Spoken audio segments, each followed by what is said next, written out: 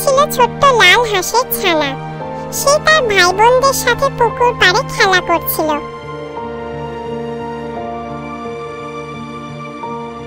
খেলতে খেলতে কখন যে সে একা হয়ে গেল টেরই পেল না। চারদিকে তাকিয়ে দেখে কেউ কোথাও নেই। ভয়ে তার চোখ ফেটে জল এলো।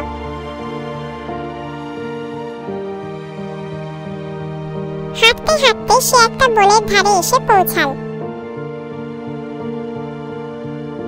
সেখানে তার দেখা হলো এক শিয়ালের সাথে। শিয়ালটা তাকে দেখে জিজ্ঞেস করলো, তুমি এখানে একা কেন? হাঁসের ছানা ভয়ে ভয়ে বলল, আমি হারিয়ে গেছি, আমার বাড়িটা যদি একটু দেখিয়ে দিতে।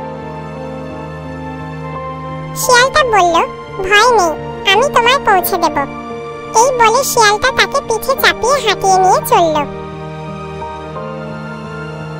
কিছুক্ষণ পর তারা হাঁসের ছানার গ্রামে পৌঁছালো। হাঁসের ছানা শিয়ালকে ধন্যবাদ জানিয়ে বলল, তুমি না থাকলে আমি বাড়ি ফিরতে পারতাম না।